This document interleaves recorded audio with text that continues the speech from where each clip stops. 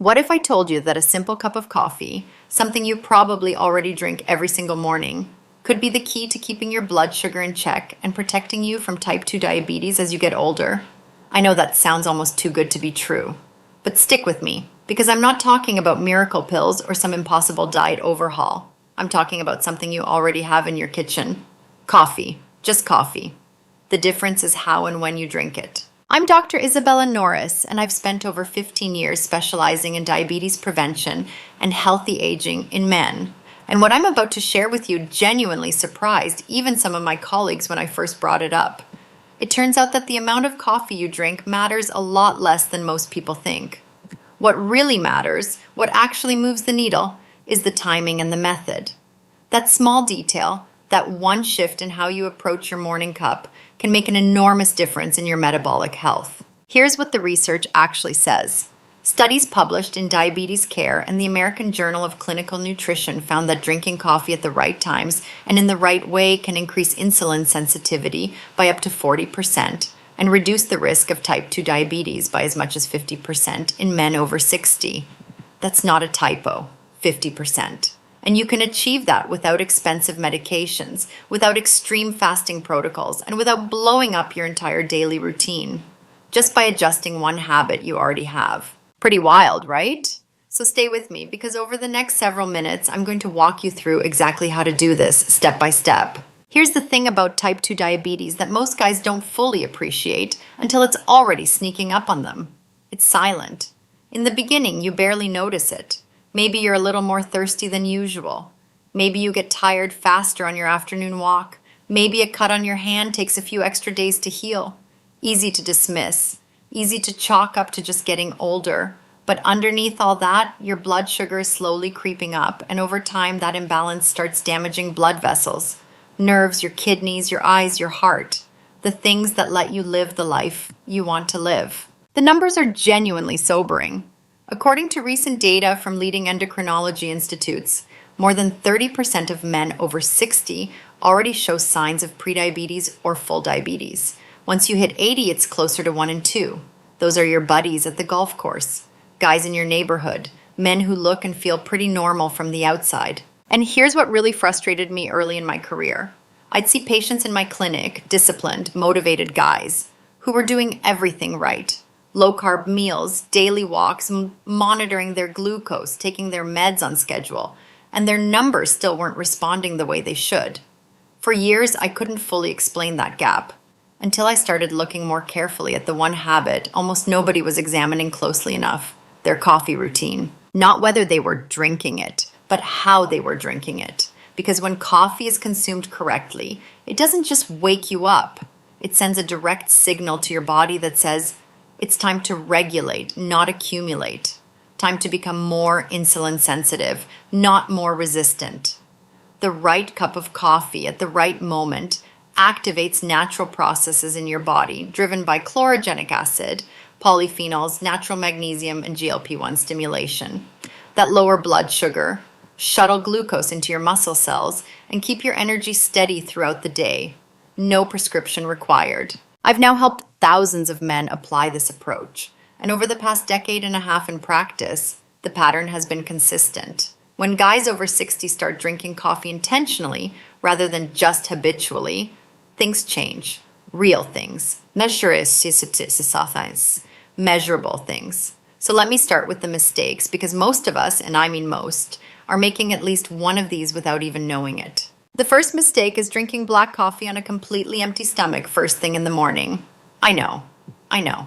That's the classic American guy move. Roll out of bed, hit the coffee maker, drink it straight, no food. And for younger guys with faster metabolisms, it might not matter much. But here's what happens in a man over 60 who hasn't eaten in 8 to 10 hours. Your body is already in a catabolic state. It's been breaking things down overnight.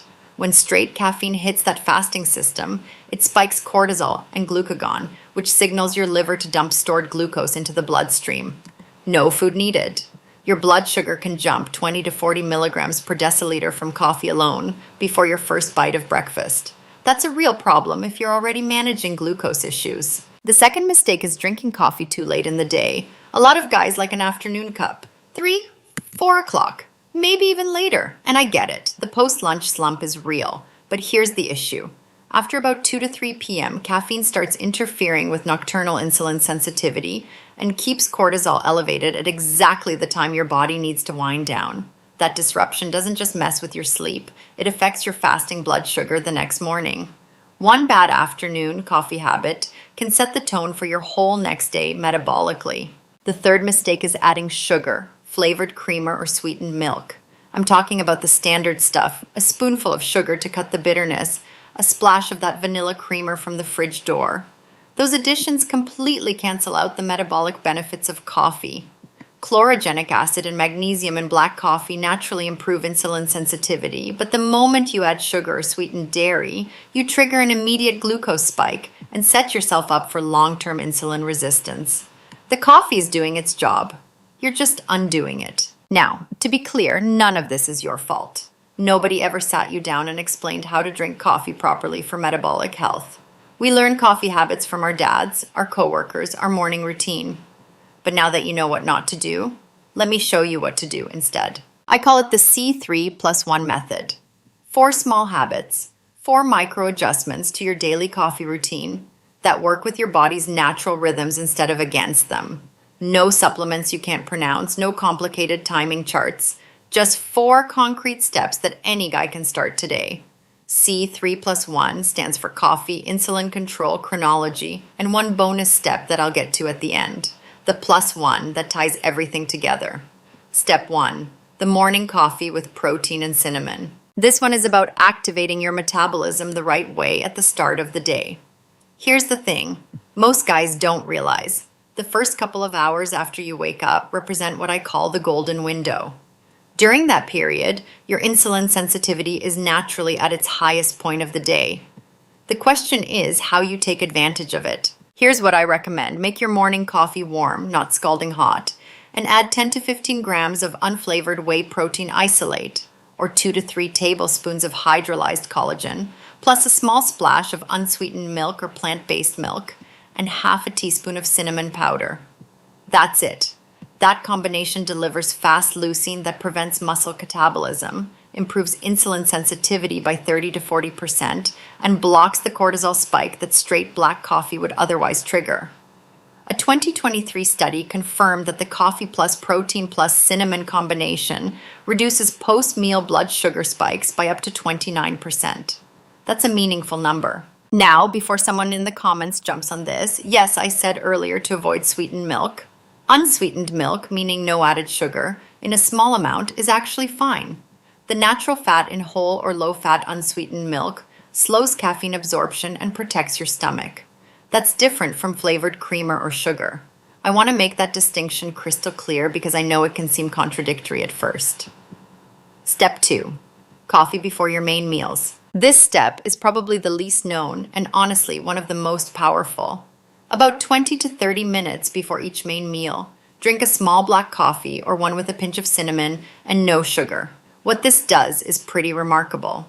Chlorogenic acid slows the rate at which carbohydrates are absorbed through your intestines and improves the action of insulin by 25 to 35%. Research published in Diabetes Care shows that a cup of coffee 30 minutes before eating can lower post-meal blood sugar by up to 35 milligrams per deciliter. Now, here's where I need to address something directly, because some of you are already thinking, wait, didn't you say not to drink coffee after 2 or 3 p.m.?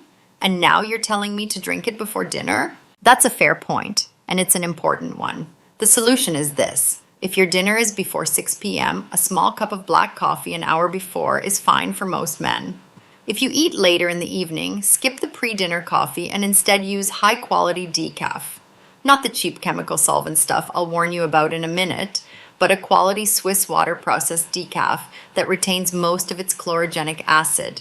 You get the metabolic benefit without the cortisol interference. Problem solved. Step 3, coffee after exercise. If you're doing any kind of physical activity, even just a 20-minute walk around the block, drink a small black coffee, no sugar, 15 to 30 minutes after you finish. Here's why this works so well. Exercise already puts your muscles in a highly insulin-sensitive state. When you add caffeine to that post-workout window, It amplifies the uptake of glucose into muscle tissue and can sustain that effect for up to 48 hours. You're stacking two natural mechanisms on top of each other. That's smart, not complicated. Step 4, the +1. The afternoon coffee with magnesium and L-theanine. If you want a second cup during the day, here's how to do it without wrecking your sleep or your evening blood sugar. Drink it before 2 p.m. maximum, and add 200 milligrams of magnesium citrate and 100 to 200 milligrams of L-theanine. Magnesium improves nocturnal insulin sensitivity and is something most American men over 60 are actually deficient in. L-theanine smooths out the stimulant effect of caffeine. It prevents that cortisol spike in the afternoon and keeps you calm and focused rather than jittery. This combo means coffee won't interfere with your sleep quality or your next morning's fasting glucose. That's the +1, the step that makes the whole method sustainable. Now, one of the questions I get most often from patients is, how many cups a day should I actually be drinking? The old, no more than 2 cups rule is outdated and overly general. Your body is not the same as your neighbor's body. Your weight, your activity level, your metabolic health, all of it matters. So here's the formula I use with my patients. Take your body weight in pounds, divide by 66. That gives you the maximum number of small cups, about 6 to 7 ounces each. You can drink per day without issue. So if you weigh 200 pounds, that's about 3 cups. If you weigh 165, it's closer to 2.5. And if you're physically active, your tolerance goes up. For every hour of moderate physical activity, walking, swimming, light weights, you can add about half a cup. Your body will also give you real-time feedback. If you feel steady, alert, and calm after coffee, no jitteriness, no anxious energy, no hunger crash 2 hours later, you're in the right range. If you feel wired, restless, or ravenous mid-morning, you're either drinking too much or drinking it at the wrong time. Let me also talk about the silent enemies that can quietly undermine everything you're doing right. These are the 3 things I see most often derailing men who are otherwise trying hard. Enemy number 1, artificial sweeteners in your coffee. A lot of guys who gave up sugar switched to Equal Sweeten Low or Splenda, thinking they were doing the smart thing. But multiple studies now show that aspartame, sucralose, and acesulfame K disrupt gut microbiota and increase insulin resistance over time. You're avoiding the short-term glucose spike, but potentially creating a bigger long-term problem. If you need something sweet, a small amount of pure stevia leaf powder, not the processed stevia extract blends you find in packets, which are often cut with other additives, is the best option. Enemy number 2, cheap decaf. If you buy decaf that was processed with chemical solvents, which is most of the cheap store brand stuff, you've stripped out the chlorogenic acid and magnesium that make coffee metabolically valuable in the first place. Worse, those solvent residues can stress your liver. If you're going decaf, go Swiss water process or CO2 processed decaf. It costs a bit more, but it's worth it. Enemy number 3, pairing your coffee with refined carbs. The classic American breakfast combo, coffee with a bagel, a muffin, or white toast, is one of the worst things you can do metabolically. The refined carbs completely neutralize the chlorogenic acid and create brutal post-meal glucose spikes. If you're going to eat with your coffee, pair it with eggs, Greek yogurt, nuts, or avocado. Protein and fat. Your pancreas will thank you. My recommendation: for the first 30 days of the C3+1 method, eliminate all 3 of these as much as possible. Give your body a clean window to recalibrate. After that, you can reintroduce things thoughtfully, knowing what they cost you metabolically. Let me share a story about one of my patients. I'll call him Robert. Robert came to see me at 71 years old. Retired Army veteran, fit guy, not overweight, but his HbA1c was sitting at 8.1%, and he was getting daily energy crashes that were ruining his afternoons. He was already eating low carb and walking every day. He couldn't understand why his numbers weren't improving. When I asked about his coffee habits, he told me he drank it black, first thing in the morning, and sometimes had another cup around 4 p.m. while watching the game. 2 problems identified immediately. I put him on the C3+1 protocol: morning coffee with whey protein and cinnamon, pre-meal coffee before lunch, post-walk coffee, afternoon cutoff at 2 p.m. with magnesium and L-theanine. By week 1, he told me his energy was more consistent throughout the day. No more 3 p.m. wall. By week 4, his post-lunch glucose readings had dropped noticeably. By week 8, his HbA1c was down to 6.5%. He sent me a message that said, "Doc, I've been drinking coffee wrong my whole life. This changed everything." Robert's story isn't unique. I've seen this pattern play out consistently over 15 years of practice. The guys who respond best aren't the ones who overhaul their entire lifestyle overnight. They're the ones who fix one keystone habit and let the downstream effects follow. Now, I also want to be upfront about a few things because I've seen the questions guys ask in comment sections and I'd rather address them directly than leave you hanging. What about men with chronic kidney disease? If you have CKD, the magnesium and protein additions in this protocol require a conversation with your nephrologist first. Protein intake in particular needs to be calibrated carefully for kidney function. The basic timing strategy, pre-meal coffee, post-exercise coffee, is generally still applicable, but the supplements need to be individualized. Can I add honey instead of sugar? Natural raw honey has a lower glycemic index than refined sugar and contains some beneficial enzymes, but it still raises blood glucose. If you're actively managing prediabetes or diabetes, I'd skip it entirely for the first few months. If your numbers stabilize well, a small amount, half a teaspoon, in your morning coffee is unlikely to be a problem. What brand of coffee should I buy? Don't overthink this. You don't need to order some premium single origin specialty roast online.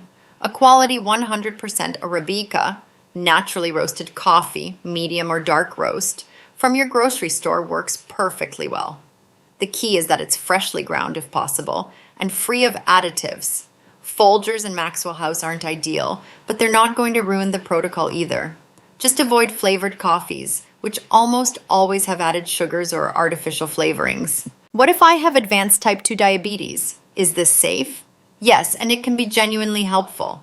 Research shows that well-timed coffee consumption can reduce HbA1c by 0.8 to 1% over 3 to 6 months in type 2 diabetic patients.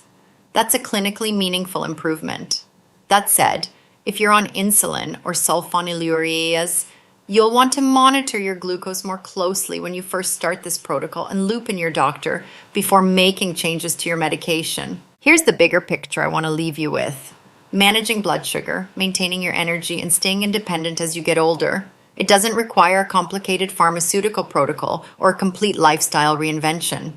What it requires is understanding how to use what you already have and using it with intention. Think of it like maintaining a truck. You don't need to rebuild the engine every year. You just need to use the right fuel, change the oil on schedule, and not run it into the ground. Coffee, done right, is part of the right fuel for your metabolic engine. The C3+1 method is not magic, it's physiology. It's your body doing exactly what it was designed to do when you give it the right inputs at the right times. 1 cup of coffee, 4 adjustments, 7 days to start noticing a difference. Here's my challenge to you. Follow this protocol for 1 week, just 7 days. Pay attention to your morning energy, your post-meal energy, and how you feel in the late afternoon.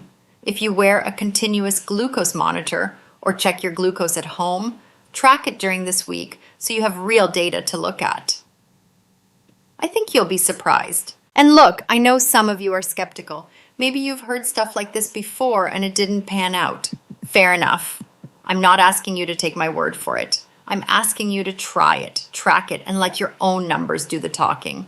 That's the only evidence that matters for your body specifically. Remember, the research is strong, the mechanism is well understood, and the habit change is minimal. You're already drinking coffee. You're just going to drink it smarter. And for men over 60 managing blood sugar, that distinction can be the difference between a 6.5% HbA1c and an 8.1%.